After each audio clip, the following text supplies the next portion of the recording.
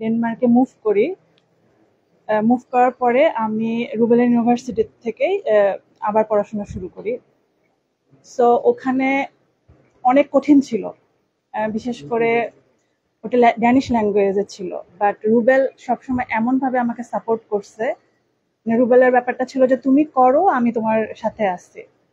আমি রিসেন্টলি ডেনমার্কের national research ইনস্টিটিউটে জব শেষ করছি এবং আমি এখানে বাংলাদেশ থেকে যাওয়ার পরে অটিকন নামে হেয়ারিং এড কোম্পানিতে আমি আবার জব শুরু করব।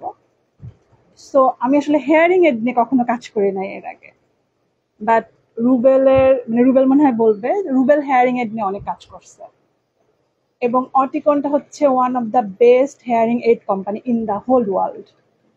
আমি যখন ওইটা পাই অফারটা, তখন আমি রুবেলকে বলছিলাম যে আসলে আমি একটু ভয় পাচ্ছি, কারণ হেয়ারিং এড নিয়ে আমার আসলে অভিজ্ঞতা নাই। রুবেল জাস্ট বললো তুমি শুরু করো, আমি আসি। এবং রুবেলের কাছ থেকে একটা জিনিস আমি শিখছি যে কিভাবে কোনো কাজ নিয়ে লেগে থাকতে হয়। সো রুবেলকে কখনো আসলে ওইভাবে ধন্যবাদ বলা হয় নাই, আমার মনে হয় যে এটা একটা বড় সুযোগ ধন্যবাদ বলার। এবং যেটা বাসায় ধন্যবাদ বললে যেটা হয়, হয়তো বা রুবেল ভুলে যাবে যে আমি ধন্যবাদ বলছিলাম, এখানে ভুলার সম্ভাবনা কম। এইটাই। আর অনেক ভালো লাগছে এখানে আপনাদের মাঝে মানে আসতে পারে, এবং এটা যারা আপনারা এটার পিছনে যারা কাজ করছেন তাদেরকে অনেক বড় অনেক ধন্যবাদ। এই তো, আর আমার কিছু বলার নাই।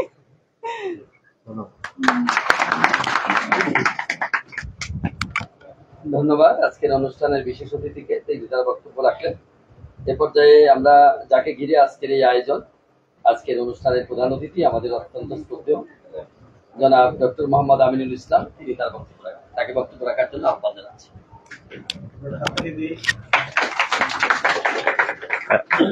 ধন্যবাদ। তোমরা কি আমাকে শুনতে পাচ্ছ? পিছনে শোনা যাচ্ছে আমার কথা? আচ্ছা, গুড। প্রথম কথা হচ্ছে শুভ বিকাল এবং আসসালামু আলাইকুম সবাইকে। উপস্থিত গোপালপুর প্রেস ক্লাবের সম্মানিত সভাপতি, সাংবাদিকবৃন্দ এবং শ্রদ্ধেয় শিক্ষকবৃন্দ, অভিভাবক এবং প্রিয় ছাত্রছাত্রী ভাই বোনেরা, তোমাদের সবাইকে আন্তরিক শুভেচ্ছা এবং স্বাগতম জানিয়ে আমি শুরু করছি আমার বক্তব্য। প্রথম কথা হচ্ছে যে এই অনুষ্ঠানের যারা আয়োজক তাদেরকে অসংখ্য ধন্যবাদ যে এরকম একটা সুন্দর অর্গানাইজড একটা অনুষ্ঠান তারা এত অল্প সময়ের মধ্যে আয়োজন করেছে এবং আমাকে তোমাদের সামনে দাঁড়িয়ে দুটো কথা বলার সুযোগ দিছে এবং তোমাদের সাথে পরিচিত হওয়ার সুযোগ দিছে। এবং অলরেডি একজন আমার পূর্বের বক্তা বলেছে যে এটাই প্রথম না, তোমাদের সাথে এই যোগাযোগের শুরু, এবং আমি আশা করি তোমাদের সাথে এই যোগাযোগটা কন্টিনিউ হবে এবং তোমাদের ভবিষ্যৎ এবং তোমাদের পরবর্তী শিক্ষা জীবনে আমার যদি কিছু করার থাকে বা বুদ্ধি পরামর্শ দেওয়ার থাকে সেটা আমি অবশ্যই দেব। ঠিক আছে? আচ্ছা, আর এই অনুষ্ঠানে আমি আসছি আসলে সত্য কথা যে কোনো বক্তব্য দেওয়ার জন্য না, বা কোনো বক্তব্যের প্রিপারেশন নিয়েও আমি আসিনি। আমি আসছি আমার নিজের কিছু কথা বলবো, তোমাদের কাছে অনেক কথা শুনবো, এবং তোমাদের যদি কোনো প্রশ্ন থাকে, তোমাদের যদি কোনো কিছু জানার থাকে আমার কাছ থেকে, সেটার উত্তরগুলো আমি দেব। কিন্তু আমার সম্পর্কে কিছু বলার আগে আমি যে জিনিসটা বলতে চাই সেটা হচ্ছে যে আমার যারা শিক্ষক, ঠিক আছে, এই মুহূর্তে আমি তাদেরকে স্মরণ করতেছি। আমার প্রাইমারি স্কুলের শিক্ষক, হাই স্কুলের শিক্ষক, কলেজের শিক্ষক, ইউনিভার্সিটির শিক্ষক, তাদের সবার প্রতি আমি অসীম ঋণী এবং তীব্রভাবে কৃতজ্ঞ, এবং তাদের সাহায্য, সহযোগিতা, আশীর্বাদ এগুলো ছাড়া আমি আজকের এই পজিশনে কোনোদিন আসতে পারতাম না। ঠিক আছে?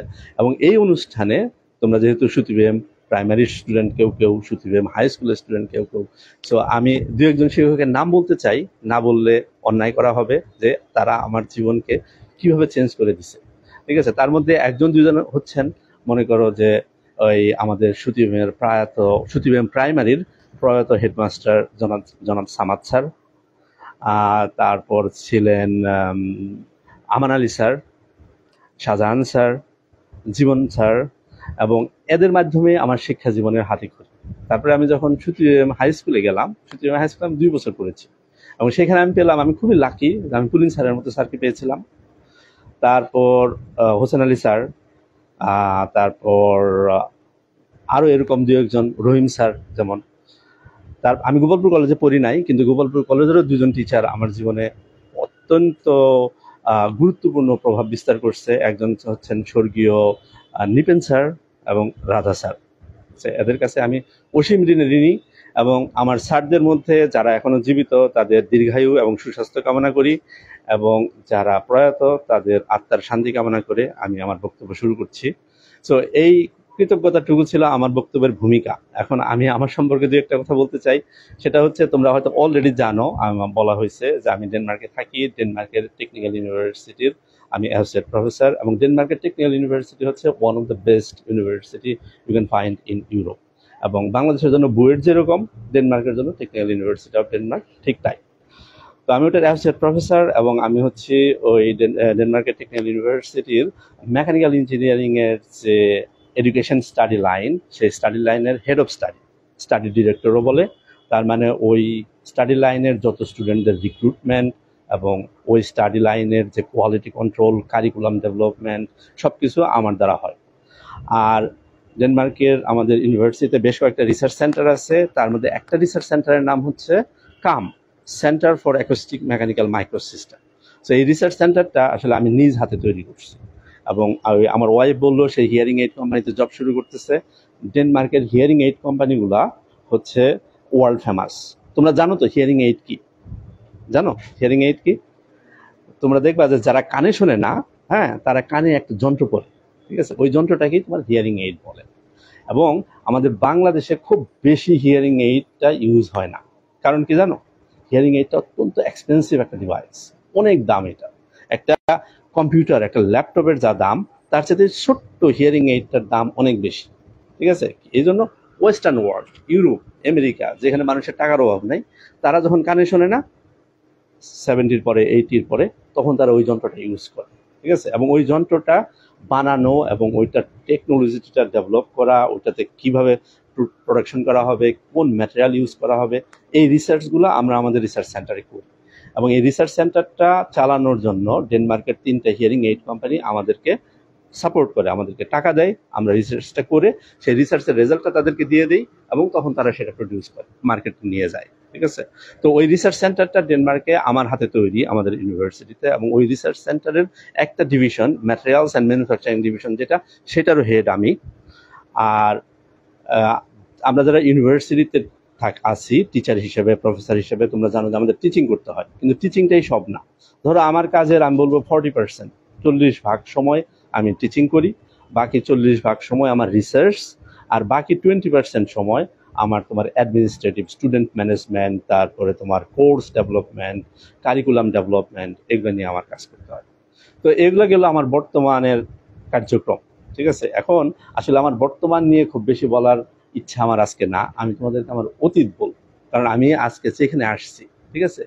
হ্যাঁ, শুনতে খুব ভালো শোনা যাচ্ছে যে আমি ডেনমার্কে এই করতেছি, কিন্তু এর পিছনে অনেক শ্রম আছে, অনেক চড়াই উতরাই আছে, এবং সেই জিনিসগুলো তোমাদের বুঝতে হবে, সেই জিনিসগুলো জানতে হবে যে জীবন কারোর জন্য ইজি না, ঠিক আছে। পরিশ্রম করতে হবে, যে পজিশনে আছো সেখান থেকে মন শক্ত রেখে পরিশ্রম করে যাবা, ঠিক আছে।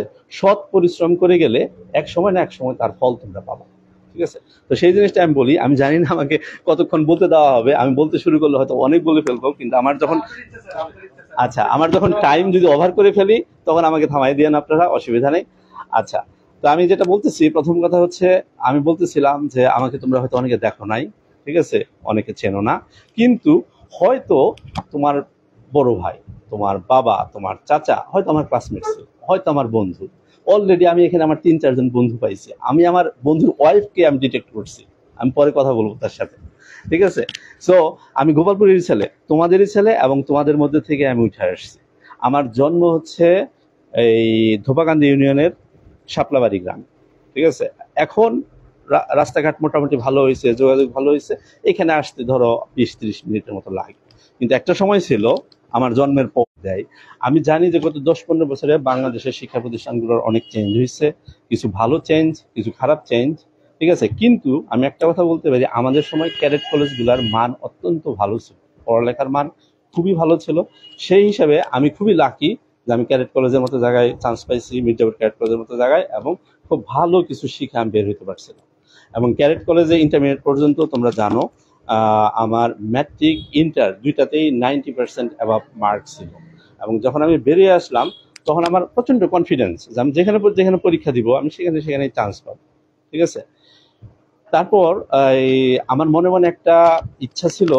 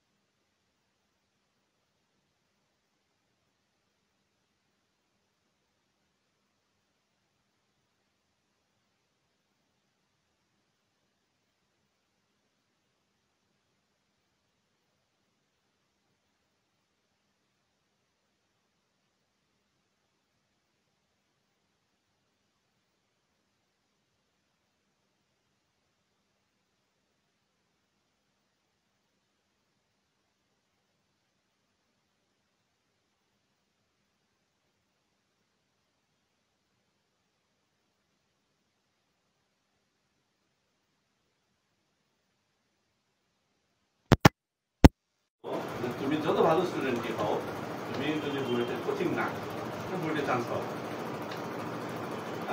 তো আমি বললাম যে বুয়েট আমি কোচিং করতে চাই, কিন্তু ঢাকায় তো আমার থাকা খাওয়ার ব্যবস্থা নেই। তখন উনি বললেন তুমি আমার সাথে চলো, তোমার থাকা খাওয়ার ব্যবস্থা নেই। উনি খুবই আন্তরিক, আমাকে নিয়ে আসলো এবং আমাকে নিয়ে আসলো হচ্ছে ঢাকা ইউনিভার্সিটির SM হল, স্যার সলিমুল্লাহ হল, যেটা সেই হল। এবং যে আমার এখন রুম নাম্বারটা মনে আছে, সেটা ছিল সলিমুল্লাহ হলের 10 নাম্বার রুম। এবং ওই রুমটা ছিল একটা ছাত্র সংগঠন বা একটা রাজনৈতিক প্রতিষ্ঠানের হল অফিস। এবং সেইখানে তারা 4টা বেড অলরেডি তারা 10-12 জন করে বুঝে থাকে। ঠিক আছে। কিন্তু যে বললাম যে বড় ভাই অনেক আন্তরিক, তারপরে আমাকে আইনে হইল। কিন্তু আদার্স অন্য যারা রুমের বাসিন্দা তারা খুব একটা হ্যাপি না, কারণ তারা চাচ্ছে না যে আমি ওই রুমে থাকি। তারপর আমি ওইখানে থেকে আবার কোচিং এ ভর্তি হওয়ার পর আমি যখন সন্ধ্যাবেলা তোমার ওই রুমে আসতাম, এসে আমি যে পড়বো বা পরের দিনের প্রিপারেশন নিব, সেটা কোনো পরিবেশ নেই। কারণ হচ্ছে তোমার ওইখানে রাত 8টার পর থেকে ওই যে সংগঠন, সেই সংগঠনের সবাই আসে, এসে তারা মিটিং করে বা তারা আলোচনা করে, পড়ার কোনো পরিবেশ নেই। তারপরে আমি আবার আমার বড় ভাইকে বললাম যে ভাই আমি এই রুমে পড়তে পারতেছি, আমার তো পড়তে হবে। তখন উনি বললো কি, আমাকে একটা চেয়ার টেবিল কিনে দিল এবং চেয়ার টেবিল কিনে দিয়ে ওই SM হলের যে বারান্দা, সে বারান্দার পিছন সাইড সেখানে আমাকে সেট করে দিল, তুমি এখানে পড়ো। ঠিক আছে, আচ্ছা ভালো কথা। তখন ধরো নভেম্বর, ডিসেম্বর, জানুয়ারি মাস, ঠান্ডার সময়। ঠিক আছে, আমাকে ওইখানে এই জানলা দিয়ে একটা তার বের করে একটা লাইট লাগাই দিল, একটা টেবিল সেট করে দিল, একটা চেয়ার সেট করে দিল। ঠিক আছে, আমি কানটুপি, মাফলার, সোয়েটার এগুলো পরে ওখানে বসে বসে পড়তাম রাত ধরো 2টা-3টা পর্যন্ত। ঠিক আছে, পড়ার পরে আমি যখন রুমে যাইতাম, সব বেড ফিল আপ, কোথাও ঘুমের জায়গা নাই, ইভেন ফ্লোর ফিল আপ। তাহলে আমি ঘুমাবো কোথায়? ঘুমের কোনো জায়গা নেই। আমি পড়তে পারতেছি, এখন আমি ঘুমাইতে পারতেছি, তাহলে কি করবো? 2 দিন পরে আমি আবার বড় ভাই বললাম যে ভাই আমি তো ঘুমাইতে পারি না, রাতে যখন রুমে ফিরি কোনো জায়গা নেই, আমি কি করবো?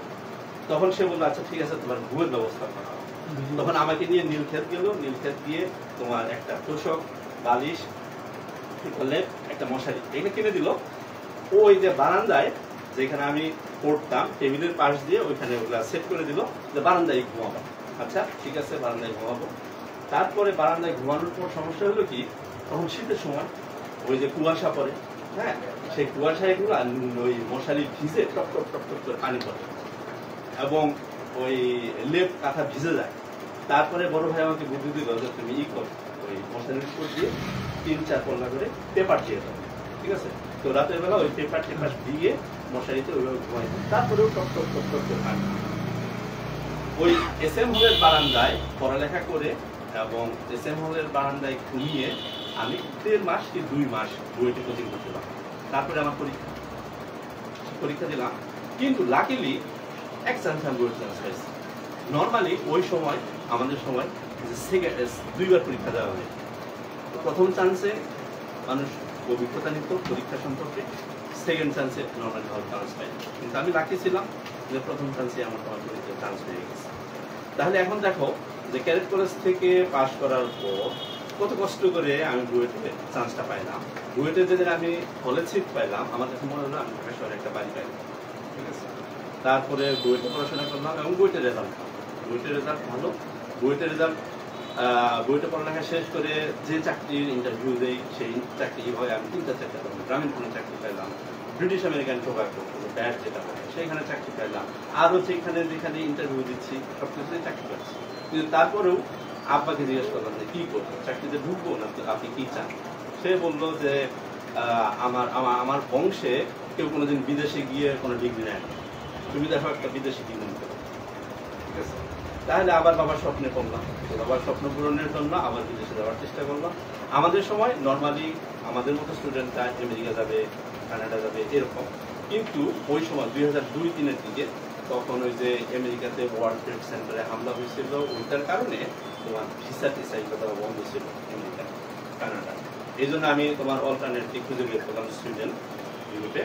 সে সুইডেনে গেলাম। সুইডেনে গিয়ে যখন আমি পড়ালেখা শুরু করলাম, আসলে আবার কঠিন একটা পরিস্থিতির মধ্যে পড়ে গেলাম, কারণ সুইডেন হচ্ছে এক্সট্রিমলি কোল্ড একটা কান্ট্রি এবং আমাকে ওই এয়ারপোর্ট থেকে গিয়ে নামলাম যে রেল স্টেশনে, এই পর্যন্ত স্নো এবং কিছুই চিনি না, প্রচন্ড ঠান্ডা। দুপুর 2টার সময় সূর্য ডুবে যাইত, আবার সকাল 8টার সময় সূর্য ওঠে, তার মানে মাঝখানে 3-4 ঘন্টা দিন থাকে আর বাকি অন্ধকার। খাওয়া দাওয়া পরিবেশ সবকিছু আলাদা, ঠিক আছে? এবং আমি এখন যেরকম তোমার হোয়াটসঅ্যাপ আছে, ইমো আছে, ইন্টারনেট আছে, প্রতি মুহূর্তে ফোন দেওয়া যায়, বাবা মাকে দেখা যায়, কিন্তু ওই সময় এরকম ছিল না, ঠিক আছে? বাংলাদেশে ফোন দেওয়াটা অনেক এক্সপেন্সিভ ছিল, হয়তো মাসে একবার 15 দিনে একবার ফোন দিতে পারতাম, ঠিক আছে? প্রচুর কান্নাকাটি করছি। এই জন্য আমি তোমাদেরকে বলছি, কারো যদি বিদেশে যাওয়ার স্বপ্ন থাকে একটা মনে রাখলাম, বিদেশের লাইফ শুরুতে খুব, কিন্তু তুমি যদি একবার মানায় নিতে পারো আস্তে আস্তে ইজি হয়ে যায় এবং তারপরে দেখবে যে লাইফ ইজি হয়ে যাচ্ছে, ঠিক আছে? সেটা একটা ইম্পর্টেন্ট পয়েন্ট। তারপর ওই সুইডেনে আমি বললাম যে আমার পড়ালেখা শুরু করছি, পড়ালেখা ভালো লাগতেছে, কিন্তু থাকা খাওয়া এগুলোতে আমি মানে খুবই কষ্ট পাচ্ছি, বিশেষ করে ঠান্ডা, তারপরে ভাষা ইত্যাদি ইত্যাদি। তা আমি চিন্তা করলাম আমি থাকবো না, আমি বাড়ি চিন্তা করি আমি চলে যাবো বাংলাদেশে। তারপর বাংলাদেশ থেকে যাওয়ার আগে আমি ওই পিডিবি, তোমার ছিল PDB, Bangladesh power development board যেটা, সে পিডিবিতে একটা জবের ইন্টারভিউ দিয়ে গেছি এবং ইঞ্জিনিয়ারদের জন্য মোটামুটি ভালো, ঠিক আছে? তো সুইডেনে যাওয়ার পর আমার বাসা থেকে জানা গেল যে তোমার অ্যাপয়েন্টমেন্ট লেটার আসছে, পিডিবিতে সিলেকশন হয়েছে, তোমার যেহেতু ওখানে কষ্ট হইতেছে, পছন্দ করতেছে না, তুমি চলে আসো। আচ্ছা, তো চলে আসার আগে আমি চিন্তা করলাম ঠিক আছে ইউরোপে চলে যাচ্ছি, কিন্তু ইউরোপের আমি কোনো বড় কোনো শহর দেখি নাই, অনেক কিছু শুনছি, ঠিক আছে? তো আমি যাওয়ার আগে একটা শহরে যাবো, শহরে 2-3 দিন থেকে আমি তারপরে বাংলাদেশে চলে যাবো। টিকিট কিনে ফেলছি এবং সুইডেনের বড় শহর হচ্ছে, আচ্ছা সুইডেনের রাজধানীর নাম কে বলবো? স্টকহোম, রাইট, ঠিক আছে? সো এবং শুনছি যে স্টকহোম অনেক সুন্দর একটা শহর, এই জন্য আমি টিকিট কিনে যে 4 দিন 5 দিন পরে আমার ফ্লাইট, স্টকহোম থেকে আমার ফ্লাই করতে হবে, এই জন্য 4 দিন আগে আমি স্টকহোম যাবো, ঘুরে ঘুরে স্টকহোম শহরটা দেখবো, তারপরে আমি বাংলাদেশে চলে যাবো। বাংলাদেশে এসে ওই যে পিডিবিতে জব হয়েছে সেই জবে আমি জয়েন করি। তো এখন স্টকহোমে যে যাবো, স্টকহোমে আমি থাকবো কোথায়? হোটেলে থাকার সামর্থ্য আমার নাই, পকেটে টাকা নাই। কিন্তু আসার আগে আব্বা আমাকে 2-3টা ফোন নাম্বার দিয়েছিল, বলছিল যে আমাদের গোপালপুরের লোক তারা সুইডেনে থাকে বা স্টকহোমে থাকে, তাদের সাথে যোগাযোগ করলে কোনো বিপদে পড়লে তারা হেল্প করবে। ঠিক আছে? তো আমাদের গোপালপুরেরই অনেক বড় একটা ফ্যামিলি ওখানে থাকে। তো তাদের একজনকে আমি ফোন দিলাম এবং খুবই আন্তরিক। স্টকহোম স্টেশনে গিয়ে নামলাম, আমাকে এসে নিয়ে গেল। তারপরে আমি 1-2 দিন তারা আমাকে স্টকহোম শহর ঘুরে দেখাইলো। আরো 2 দিন আসছে আমি ঘুরবো। এই হঠাৎ করে একদিন দুপুরে ওই বাসায় আমি খালাম্মা বলে বাসায় থাকতাম, সেই খালাম্মার বাসায় আমি বসে বসে টিভি দেখতেছি। তো এক ভদ্রলোক আসে, ভদ্রলোক এসে আমাকে বলতেছে যে তুমি কি বাংলাদেশ থেকে আসছো স্টুডেন্ট হিসেবে? হ্যাঁ। তুমি আমার বোনের জামাইয়ের নাম হলো লতিফ, তুমি লতিফের শ্যালক? হ্যাঁ। লতিফের ফোন নাম্বার আছে তোমার কাছে? ঠিক আছে। তা আমি আমার ফোন বের করে আটকাই দিলাম, তাকে আমি যেতে দিচ্ছি না। ঠিক আছে? তার টিকিট আমি ক্যান্সেল করে দিলাম, আমার কাছে কোনো জিজ্ঞাসা করা না, এবং সে নিজে দায়িত্ব নিয়ে আমাকে ওখানে আটকাই দিল। তারপরে আমার ট্রেনের টিকিটটা নিয়ে সে নিজে গিয়ে ট্রাভেল এজেন্সিতে টিকিটটা রিফান্ড করে টাকা ব্যাক করে আমাকে দিয়ে বললো যে তুমি ইউনিভার্সিটিতে যাও, তোমার সেমিস্টার শেষ করো, পরীক্ষা টরীক্ষা দিয়ে তুমি আবার স্টকহোমে আসো, তারপরে দেখবো তোমাকে নিয়ে কি করা যায়। তারপরে আমি আবার চলে গেলাম, একটা সেমিস্টার শেষ করলাম। ওইখানে যাওয়ার পর চিন্তা করলাম আমি যখন আটকেই গেলাম তাহলে পড়ালেখাটা ভালো করে, ঠিক আছে? তা না হলে আমার কিছুই হবে না। তো ওখানে ওই 2-3 মাস ভালো করে পড়ালেখা করলাম, পরীক্ষার রেজাল্ট খুব ভালো হলো। তারপরে সেমিস্টারের পরে এই 2 মাস 2.5 মাসের একটা বন্ধ পাওয়া যায় সামারে, সেই বন্ধে আমি আবার স্টকহোম চলে আসলাম ওই আঙ্কেলের কাছে। সেই আঙ্কেল আমাকে একটা রেস্টুরেন্টে জব দিল।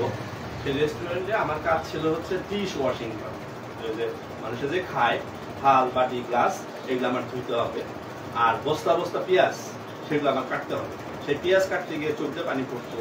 আমি চিন্তা করতাম বাংলাদেশে কোনোদিন একটা ছোট্ট পেঁয়াজও কাটি নাই।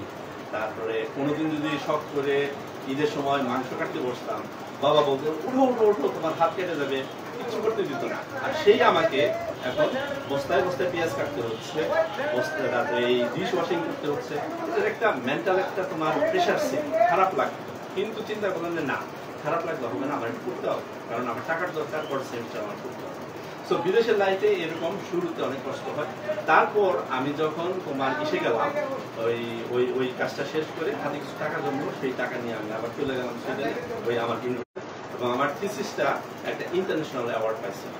তার কারণে আমার জন্য চাকরি পাওয়া এবং চাকরির পরবর্তীতে পিএইচডি পাওয়া সব কিছু খুবই কঠিন ছিল না, খুবই ইজি ছিল।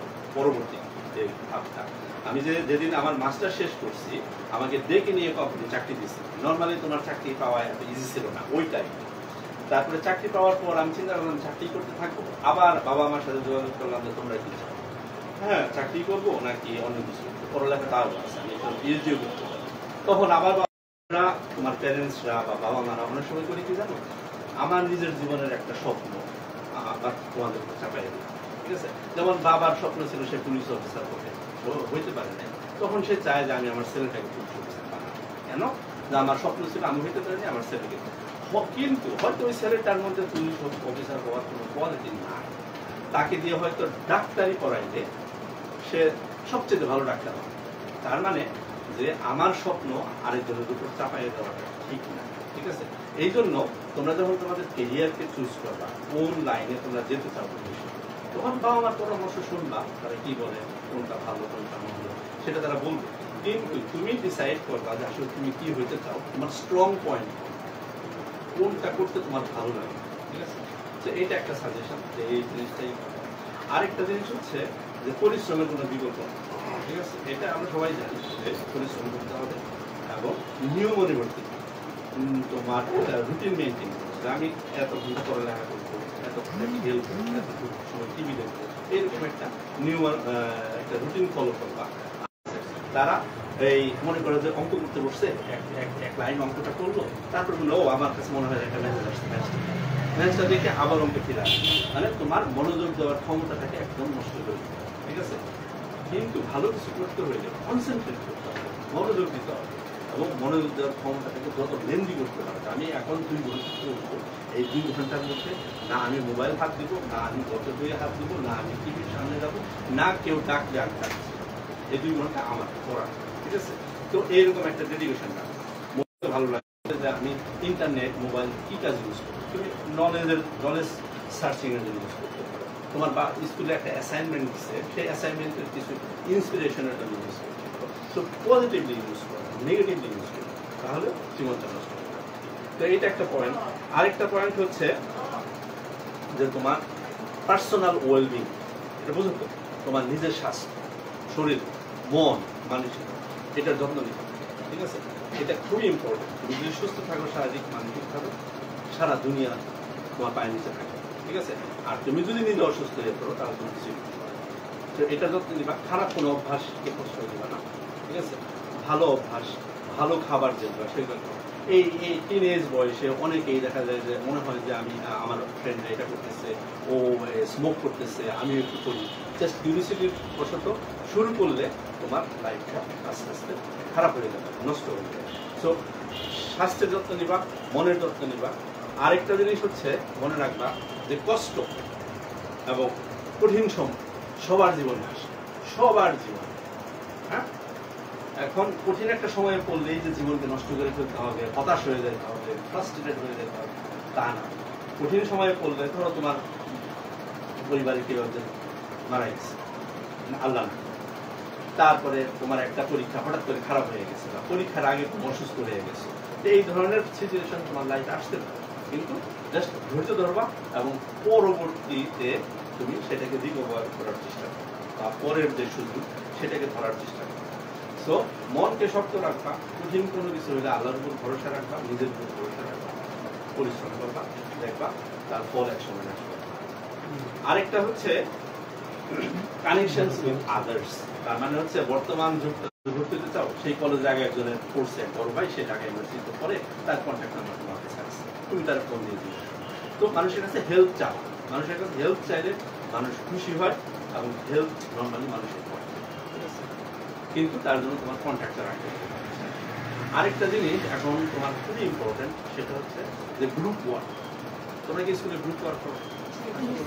গ্রুপ ওয়ার্কটা খুবই ইম্পর্টেন্ট। কারণ হতেছে যখন এখন ইন্ডিভিজুয়াল কোনো কিছু, যখন তুমি চাকরি জীবনে যাবা, ভবিষ্যৎ জীবনে যাবা, ইভেন ইউনিভার্সিটিতে বা কলেজে, দেখবা যে আদার্সের সাথে অন্যের সাথে মিলে অনেক কিছু করতে হবে, ঠিক আছে? তো তোমার নলেজ, তোমার জ্ঞান, এই জিনিসটাকে তুমি অন্যের সাথে কিভাবে কানেক্ট করতে পারো, এবং দেখা গেল যে একজনের পার্সোনালিটি, আমরা মানুষ কিন্তু আলাদা, একজনের পার্সোনালিটি এক এক রকম, একজনের ইচ্ছা অনিচ্ছা, ভালো লাগা খারাপ লাগা, এইগুলো ডিফারেন্ট।